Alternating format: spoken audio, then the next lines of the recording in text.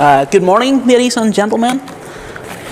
First of all, I'd like to wish everyone here a happy Father's Day. I haven't really prepared a Father's Day sermon because I was supposed to preach next week. So I was studying, and then I was told, actually, can you preach the week before? And I didn't realize it was Father's Day, so I continued studying for the sermon that I had been preparing. So I decided to just stick with that. Plus, if I knew it was Father's Day, people know what happened this year and whatever, so I wouldn't have actually wanted to preach on Father's Day because it would have been a kind of a difficult thing. So preaching a Father's Day sermon would have been difficult for me. So I decided, in some ways, to preach on a father figure of the early church, someone who has inspired me in my faith since very early on. A lot of people, if you ask them who your favourite biblical character apart from Jesus was, they would tell you maybe David or Abraham or some of those guys. That's not who really struck me as someone who I really like. I like those guys, of course, but that's not someone who struck me as someone who inspires me more than someone who actually took a more of a background, kind of a back seat in some ways, but was actually very central to a lot of things. And that person is Barnabas. I really identify with Barnabas a lot. I really like Barnabas. I think he's somewhat of an unsung hero of the book of Acts, and that's why I've decided to preach on a little bit of a character study today. I've kind of deviated from my normal style of going through a chapter and preaching through it.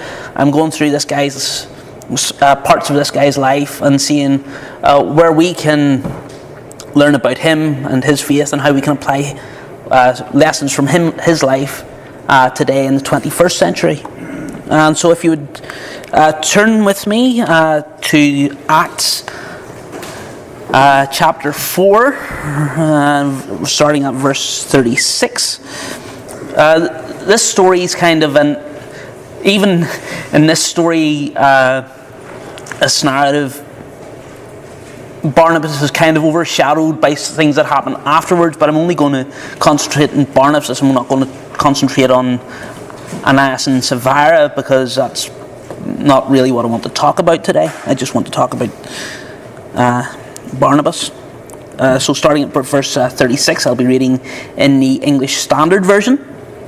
Thus Joseph, who was also called by the apostles Barnabas, which means son of encouragement, a Levite, native of Cyprus, sold a field that belonged to him and brought the money and laid it at the apostles' feet. So what was going on here in the church in Jerusalem at the time? A lot of people were selling goods and lands. And Luke, who wrote the book of Acts, decides to zero in on this guy Barnabas. He was obviously a pretty wealthy guy. He had a lot of money and had stuff to sell. So he sold this field and laid it at the apostles' feet. So that means he was sacrificial in his giving. He didn't really care too much about I don't think he sold all of his property. It just says he sold a field, but he decided to lay this. He had this extra field going spare, so he decided to lay it at the apostles' feet. What does that teach us about him today? It teaches us sacrifice. In the later story, I don't really want to dwell on it. Ananias and Sapphira sell some land, keep some of it back for themselves and give some of it to the church, and basically end up lying to the Holy Spirit and get struck down dead. But it's interesting that the apostles said, you could have just told us that's what you did and that'd been fine. But their heart wasn't right. But in contrast, Barnabas' heart, the son of encouragement, was right. He wasn't doing it for show or position. He was doing it because he possibly saw a need, and he said, well, I've got this field, I'll sell it, so we'll meet this need. I think there's people in this church like that.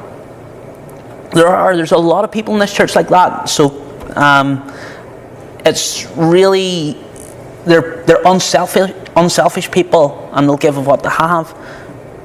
So that's the first thing we notice about Barnabas right off the bat. The second thing, I find it really interesting that they mention what tribe he's in. I'm going to really talk more about this later on in the sermon. I think it plays in. It's going to be speculation, but I think it plays in somewhere from some personal research I've done and asked some people of a Jewish background. It tells us he's from the tribe of Levi. I personally think there's an importance there. There's only like 3 people whose tribe is mentioned in the New Testament. One is Jesus himself, the tribe of Judah, because that's the kingly line that fulfills prophecy. Benjamin describes himself as being, Saul describes himself as being in the tribe of Benjamin. It's not entirely a shock that someone called Saul would be in the tribe of Benjamin if you've been to our recent Bible studies, because King Saul was in the tribe of Benjamin as well. But he's doing that to kind of state, he can boast as being a Jew, which he then says, I'm an idiot, why am I boasting? And but we see that here that Barnabas is a Levite. I think that comes into play, but it shows that he would be a very, very well educated man, because the tribe of Levi was the priestly tribe.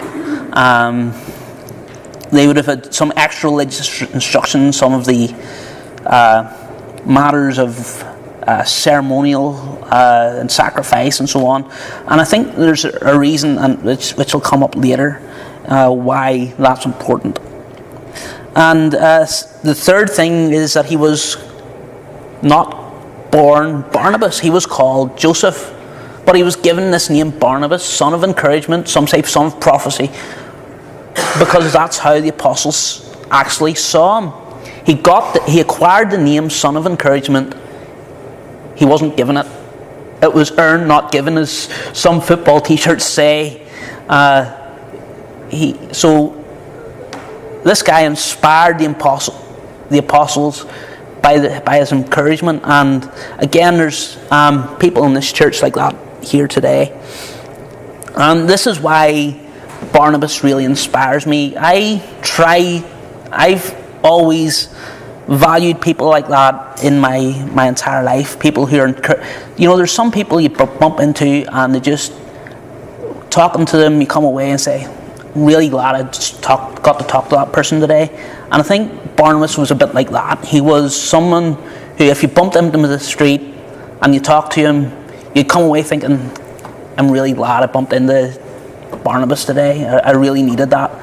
And there are people in this church today, and I want to encourage you and thank the people in this church who are like that, because it really is a great encouragement to talk to a lot of you.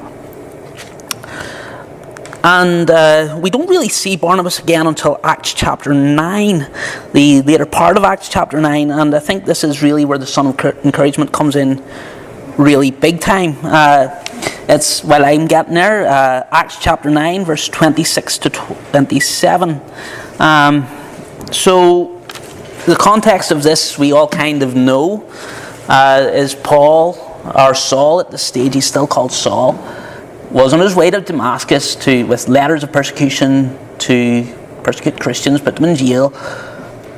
And then a light comes down, he's blinded, goes into Damascus, becomes a Christian, does a lot of work there. But then Paul comes back to Jerusalem. And Paul, as you would imagine, tries to join the church in Jerusalem. But as you would think and expect, it's a perfectly natural reaction when a lot of these guys saw Stephen holding the coats, or saw holding the coats of the guys who murdered Stephen, that this guy is probably just a spy. He's not really in it for the right reasons. So they reject him. They are fearful of him, and they don't want him anywhere near the place. And that's a very natural reaction. But here's Barnabas, and I'll read the verses to you. And when Saul, came to Jerusalem and attempted to join the disciples, and they were afraid of him, for they did not believe that he was a disciple. But Barnabas took him and brought him to the apostles and declared to them how on the road he had seen the Lord and who spoke to him, and how at Damascus he had preached boldly in the name of Jesus. So here's a man who went to Saul and actually got what was actually going on, and he went to other people in Damascus or whatever and said, look, actually Paul's actually, I think, one of us. It's actually a very brave thing of Barnabas to do when you think about it. You know, here's a guy who had been persecuting the church, and here's Barnabas coming in making himself known, to talk to this guy to see what's really happening, what's really going on. It's really actually quite remarkable courage on Barnabas' part, and we see that in this chapter. And so when Barnabas gets the score, he says, actually, he's one of us, bring him in. I think he's legit.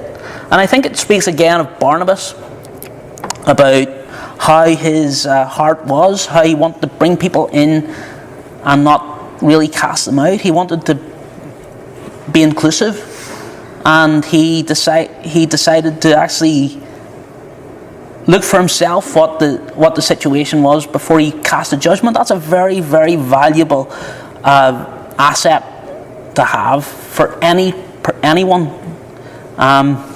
The Theonauts start with a verse. It is the glory of God to conceal a thing, but it's the honour of kings to search out a matter. It's in Proverbs. I can't remember chapter and verse, but I think in a very real way Barnabas demonstrated that principle by going himself and seeing how things had happened. And I think the fair-minded aspect of Barnabas is something that really shines through, and why he is the unsung hero of Acts. But because what if Barnabas didn't come?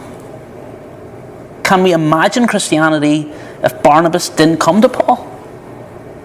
If Barnabas didn't bring Paul into the apostles? Can you imagine that? Can you imagine the Bible without a third of the New Testament in it? And that's only Paul. We're going to see another person who Barnabas tried to bring in, and that person was actually cast out. But we're going to see how Barnabas, wanting to encourage people, give people a chance, really affects how our understanding of Christianity today, because he brought people in. Then we're going to Acts chapter 11. Again, I really like using this cell phone rather than a paper Bible, because it lets you get to your passage a bit quicker if you're doing a sermon like this. Okay, so we're talking about how Paul brought people in. Here we have another situation.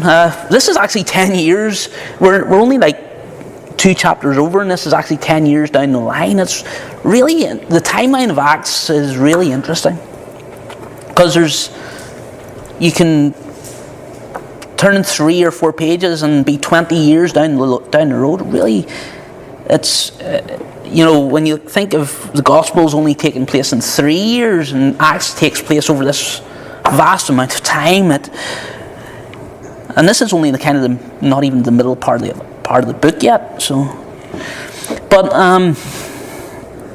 the church sends Barnabas to Antioch, and it's 22 to 24. The report came to the ears of the church in Jerusalem, and they sent Barnabas to Antioch. So there'd been this great work in Antioch among people who weren't really Jewish, and so the apostles send Barnabas in this kind of fact-finding mission. And when he came, he saw the grace of God, and he was glad and exhorted them to remain faithful in the Lord and steadfast with purpose.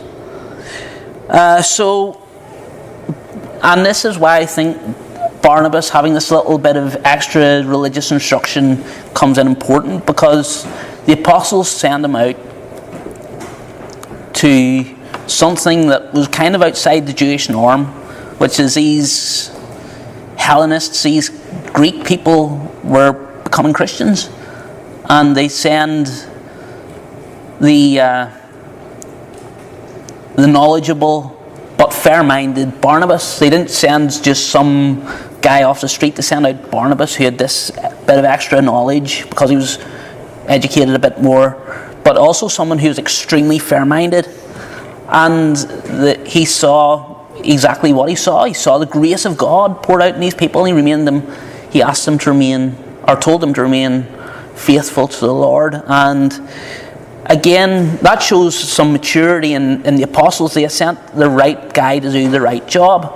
And Barnabas, they sent him, and he remained some time, it seems, and reported back what he saw. And again, and it's interesting that the first place that we were called Christians, loosely translated little Christs, was in Antioch, because Barnabas had become a leader in that church. I think they were in some ways trying to impersonate Barnabas, but Barnabas was so Christ-like that they actually didn't say Barnabasians, they said Christians, because Barnabas walked in a very Christ-like way. Okay, so we go then to another 2 chapters on, to 13, 1 to 3. We're still in Antioch at this point, and it just kind of showing who's in there. Now there were at the church of Antioch prophets and teachers: Barnabas, Simeon, who was called Niger, Lucius the Syrian, Manaman, the lifelong friend of Herod, and Herod the Tetrarch, and Saul. While they were there worshipping the Lord and fasting, the Holy Spirit said, "Set apart for me Barnabas and Saul for the work which I have called them." What I found really interesting in the first missionary journey is the Bible, is the way they kind of, the order in which they put the names of Paul and Barnabas. Because actually Barnabas and Paul, it's almost as if they're making, at this point, that Barnabas is actually the leader of the mission. And they actually, whenever we come to the next chapter, I haven't really got this in the notes, but I read it. They came to, I can't remember what city it was, but they had Barnabas as Zeus, who was, of course, the head Greek god, and they had Paul as, I can't remember the guy's name, I think it was Hermes, because he was the main spokesman. But it seemed that Barnabas was kind of the one directing things from the background, and Paul was the one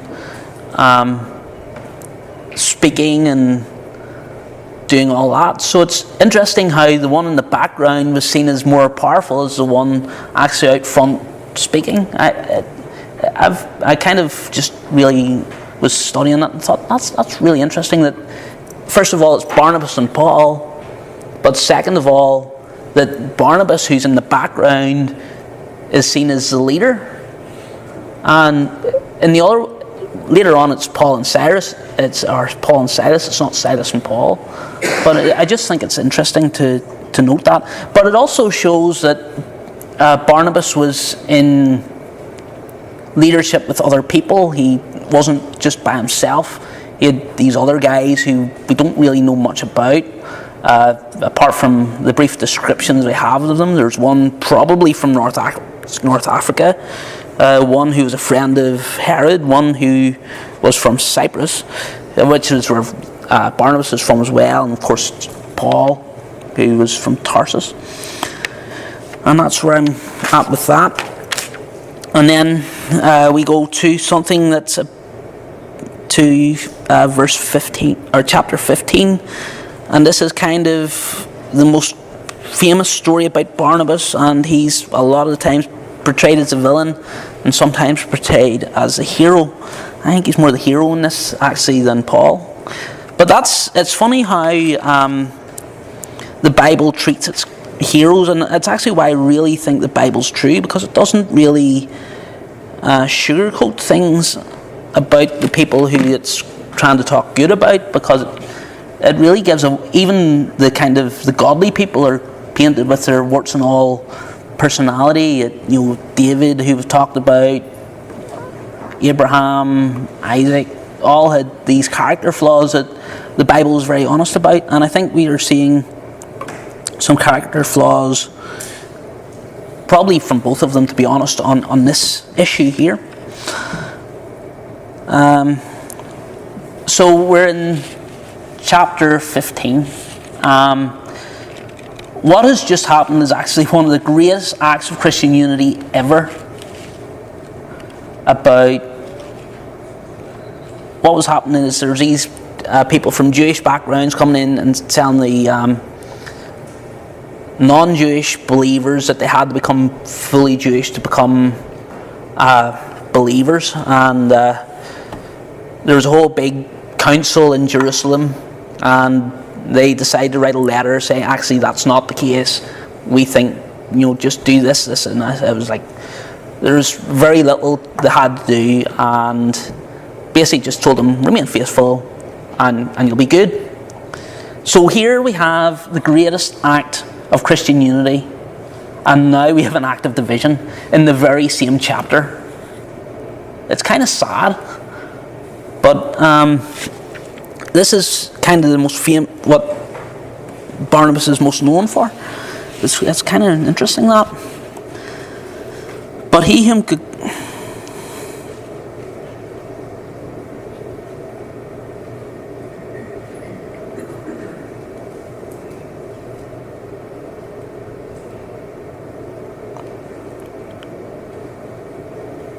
I think I got my notes slightly wrong.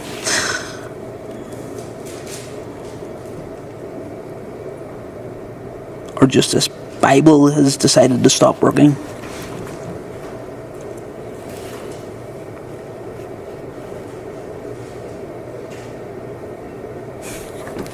I'll go to another app. No, I'm fine.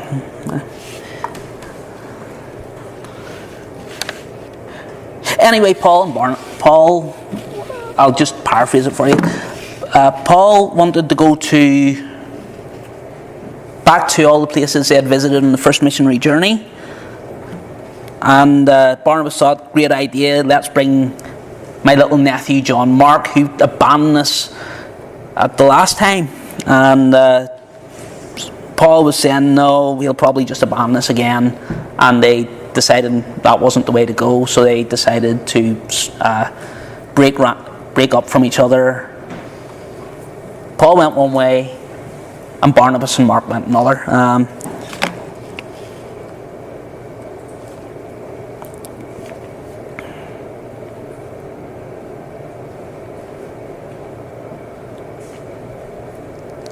Yes, I've got him. Okay, so I'm starting in Acts 15, verse 36. After some time had passed, and I'm in the Holman Christian Standard now. After some time had passed, Paul said to Barnabas, let us go back and visit the brothers in every town where we have preached the message of the Lord and see how they are doing. And Barnabas wanted to take along John Mark. But Paul did not think it appropriate to take along this man who had deserted them in Pamphylia and had not gone with them to the work.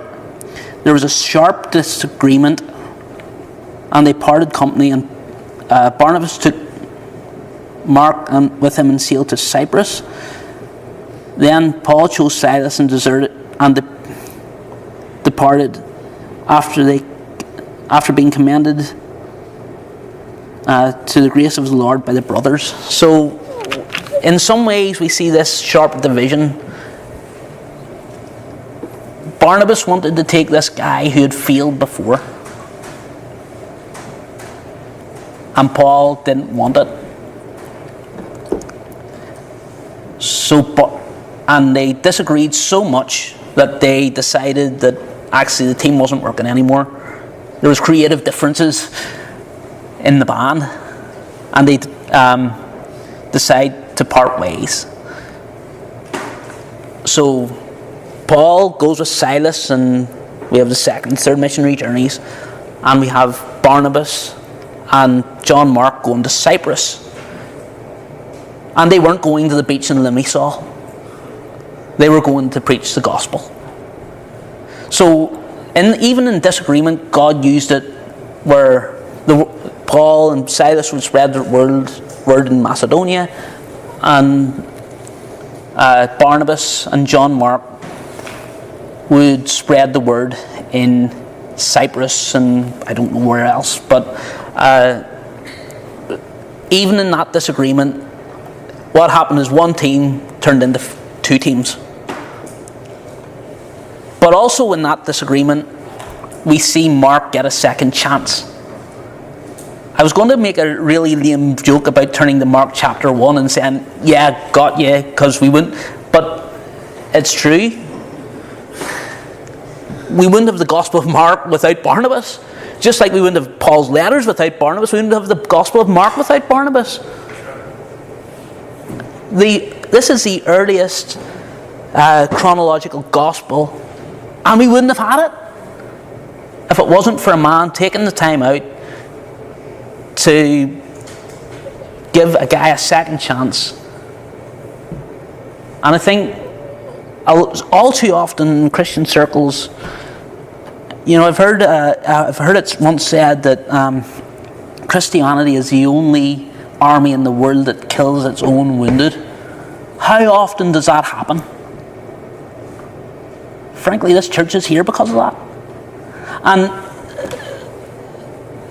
But at the same time, someone does something wrong,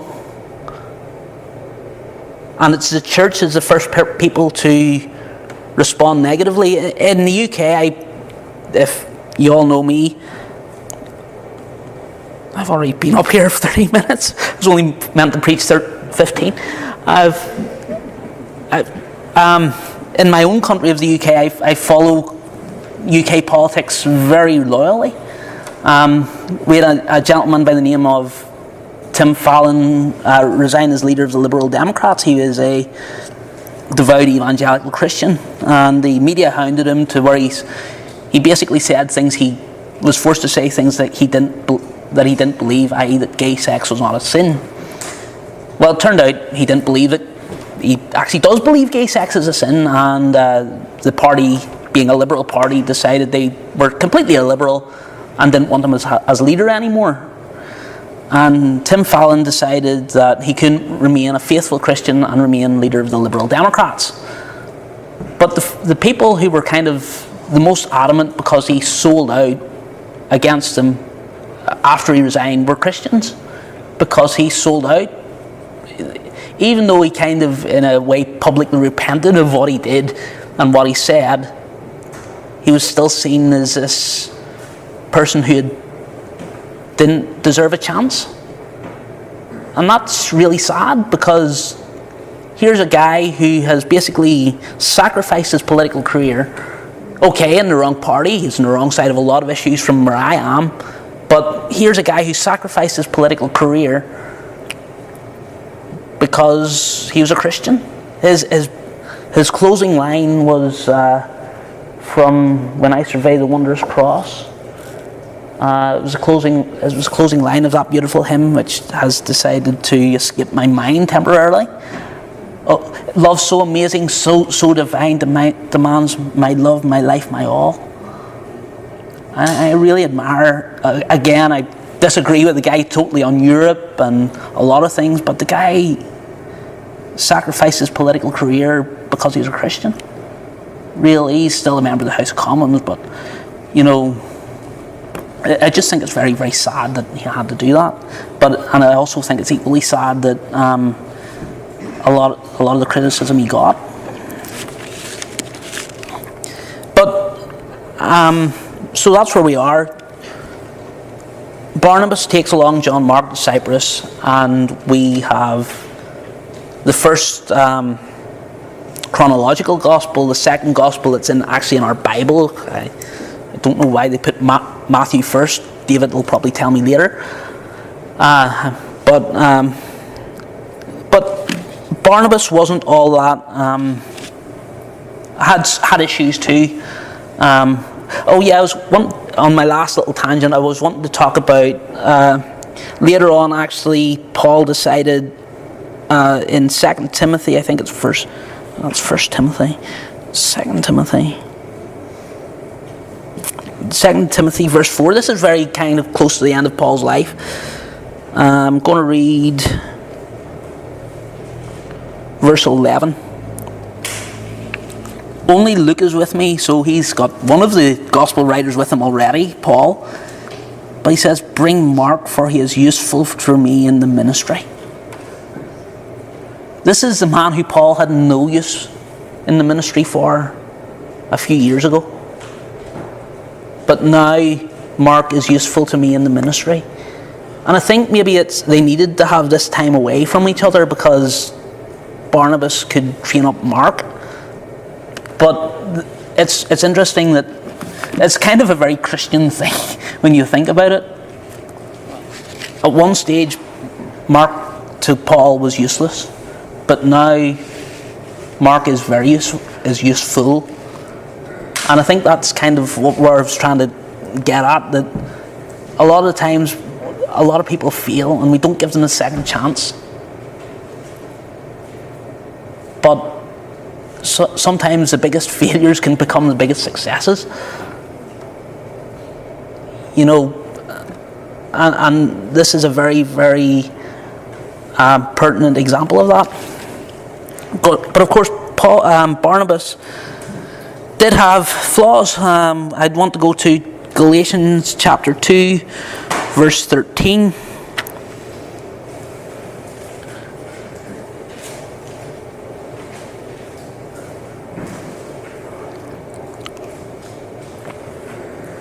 So, what was happening in the Galatian church here? There was these Judaizers who came and decided that Christians should be fully Jews, including the Christian men, and we all know what that entails. Should be fully Jewish before they could become Christians. So, at one point, the Apostle Peter was only eating with these Jewish-based believers, and it seems also that Barnabas was doing likewise. He was only eating with the Jewish people, the Jewish-based believers, and he decided. And I think that's more part down to some of the reason.